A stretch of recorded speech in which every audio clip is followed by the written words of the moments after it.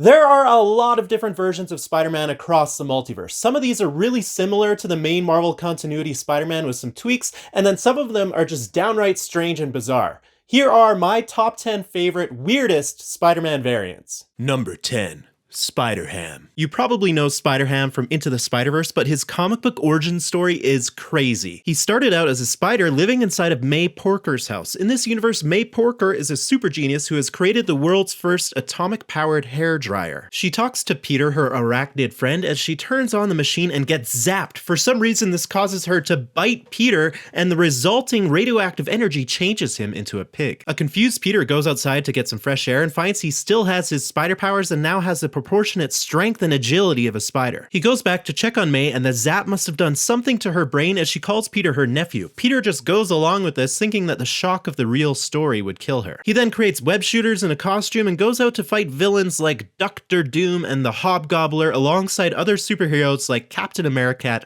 and Goose Rider. Number 9. Hunter Spider. What if Kraven the Hunter had spider powers? In this alternate universe, Sergei Kravenov is hunting a lion in Zimbabwe when he finds something has already killed it. Suddenly, he is attacked by a giant spider that pierces his shoulder with its fangs. Kraven bites the spider in return. 3 months later in New York, J. Jonah Jameson announces to the press that he has hired someone that will put an end to the supervillains running rampant in the city. Kraven the Hunter Spider starts hunting down all of the animal-themed villains in Spider-Man's rogue gallery, and the police, terrified of him, let him drag the criminals away. It's revealed that he kills all of them and mounts them on the wall of his trophy room. Number 8. The Web Slinger. The Web Slinger is a Spider-Man from an alternate Wild West reality where expert gunslinger Patrick O'Hara was traveling with snake oil salesman Michael Morbius. One day, Morbius's snake oil spilled onto a spider that bit Patrick and his horse Widow, giving both of them spider powers. Morbius, on the other hand, is turned into a vampire by his elixir. Patrick follows a trail of bodies to Morbius, who is about to drain the blood from some child victims. A fight breaks out, causing a lantern to get knocked over. A fire spreads to Morbius's snake oil, and Morbius snaps out of it, telling the Web Slinger to save the children just before the building explodes. Morbius is seemingly killed, but the children survive. The Web Slinger goes on to fight other Western versions of Spider-Man enemies like Kraven the Train Robber and the Scorpion, who is a leader of a Mexican gang of bandits that kills people with a poison chain. The Web Slinger and his horse are able to talk without talking, as he puts it, something he calls their rider sense. He also explains that Widow wears a mask so folks don't recognize him, which I love. Number 7. Spider-Hulk. Spider-Hulk is from an alternate reality where Peter Parker was a student of Bruce Banner's. Bruce loved him like a son, and when Peter got sick with something, Bruce tried treating him with a gamma-irradiated spider. Long story short, Thunderbolt Ross, the president of the United States in this reality, kicks Peter out of an airplane, triggering his transformation into Spider-Hulk. Spider-Hulk and the Hulk of the main Marvel 616 continuity then battle it out, with Peter reverting back to himself, saying he doesn't want to fight and he just wants to go home. Then President Ross drops these bombs right next to the Hulk and Peter that contain mutant abominations inside of them, which the Hulk then has to fight. It's unknown if Spider-Hulk survived the explosion. Number 6. Spider-Rex. Spider-Rex came to be when the T-Rex Noranosaurman, whose name is a play on Norman Osborn, attacked and bit the pterodactyl Tarker. Say that 3 times fast. As Noranosaurman bites him, they are hit by a meteorite full of alien spiders. And when they awaken, they've switched bodies and their skin color has changed to look like costumes. Noranosaurman tries to attack Tur in his new body, but Spider-Rex is able to fight him and other dinosaurs off using his new spider powers. He tries to swing away, webbing onto a tree branch, but the branch breaks and he falls on top of Noranosaurman and hurts 2 innocent dino standers. Which is when he learns that with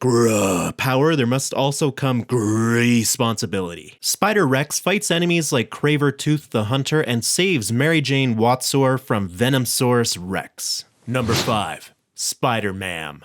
What if Aunt May was the one to get spider powers? In this universe, after her nephew Peter forgot his lunch at home, she rushes to the science demonstration to give it to him, but gets bit by a radioactive spider, which she discovers gives her fantastic spider-like powers. She then creates a costume for herself so she can perform stunts anonymously and earn money, but upon hearing a criminal named Leapfrog has robbed a candy store, she puts some special dough into her pastry decorator and heads off to intercept him, swinging from a strand of super strong sewing thread. Leapfrog then punches her off a roof and she uses her pastry decorator to cushion her fall. They happen to land by Peter and Aunt May knocks Leapfrog out cold before he has a chance to hurt Peter. Spider-Man has reappeared in the comics recently, even fighting a version of herself with the Carnage symbiote. We also see this glimpse of all these other Spider-Mans throughout the multiverse. Comics are wild. Number 4. Uncle Ben. What if Uncle Ben got bit by the spider? During the first Spider-Verse comic event, a group of spider-powered people end up on a destroyed world while on the run from the multiversal villains, the Inheritors. In a bomb shelter, Peter from the main continuity is surprised to find Uncle Ben. Ben tells Peter how he accompanied the Peter Parker of his world to a science demonstration and was bit by a radioactive spider. He used the resulting spider powers to help others, with Peter designing his suit and web shooters, until one day one of his enemies, the Emerald Elf, killed his reality Aunt May and Peter Parker. He gave up his life as Spider-Man and was told by another spider-powered person, Ezekiel, that he needed to hide from the Inheritors in this bunker. But while he was down there, Dr. Octopus accidentally destroyed the world above with a nuclear weapon, something he regrets not trying to stop. Peter and the superior Spider-Man are then able to talk a distraught Uncle Ben into joining the team. With his help, Mayday Parker, Peter's daughter from an alternate reality, is able to save her little brother, Benji. Uncle Ben then goes to Mayday's world with her to help raise Benji and be a grandfather. Number 3. The Prince of Arachne. What happens when you combine Spider-Man and Cinderella? Well, you get this alternate reality where Peter Parker's father and Uncle Ben were knights killed in battle. With his last breath, Peter's father asks Norman Osborn, who wears armor that looks like a goblin, to take care of his son. Years later, Peter Parker is a servant alongside Mary Jane to the abusive Norman and his son Harry. When Peter finds out a royal ball is being thrown to find a husband for Princess Gwendolyn, he constructs his own armor using a spider he found on his father's tomb as a symbol. Mary Jane, who is in love with Peter, covers for him as he meets and dances with the princess. He rushes back at midnight, leaving a piece of armor with Gwen, who is love-stricken and offers a reward for anyone who can find the Prince of Arachne. Harry learns that it was Peter and tries to pretend it was himself in the armor, but Peter beats him there. Norman then loses it and attacks the king, but is stopped by Peter. Norman tries to kill Peter by dropping a chandelier on him, but Gwen pushes him out of the way and is killed herself. Peter then strikes down Norman, and Peter, now in a black suit of armor, is knighted by the king. Number 2. Japanese Spider-Man. The Japanese Spider-Man television show is straight up wild. In the late 70s, a company called Toei, which had created a few Super Sentai television shows that would eventually result in the Power Rangers, approached Stan Lee about creating a Japanese adaptation of Spider-Man. Spider-Man! Not much was actually adapted, though. This version of Spider-Man was a 20-year-old motocross racer who investigated a crashed spaceship called the Marveler. When he arrives, he meets Garia, a dying warrior from the planet Spider. Garia injects our would-be hero with spider blood, giving him spider powers, and gives him this bracelet that can shoot webs, outfit him in a costume, and call the Marveler. The ship is also a mech suit Spider-Man uses to fight giant monsters, which are summoned by his arch-nemesis, Dr. Monster. No, really, that's his name. This was the first of many Super Sentai shows to use a giant mech like this, and it clearly helped inspire the Power Rangers. This version of Spider-Man would later be brought into the comic books for some multiverse events. Number 1.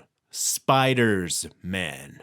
Spider's Man is from an alternate reality where Peter Parker was touring Horizon Labs, wherein scientists were bombarding a colony of spiders with radioactive particles. Peter fell into the hive of spiders and was instantly devoured, but the spiders became a hive mind that absorbed Peter's consciousness. Calling themselves Spider's Man, they made a costume and fought crime, but they also developed a taste for human flesh. Spider's Man gets recruited by the other multiverse Spider-Men to help fight the Inheritors, a family that travels the multiverse eating Spider-Man totems, as they call them. Spider's Man eventually teams up with Spider-Norman, an evil Norman Osborn with spider powers, and spreads his spiders throughout different realities across the multiverse, which I really think is going to come back to haunt the other spider-powered people at some point. Let me know in the comments which of these characters was the most interesting to you, and if you liked this, check out another top 10 Spider-Man list that I've done, and as always, thanks for watching, you friggin' nerd.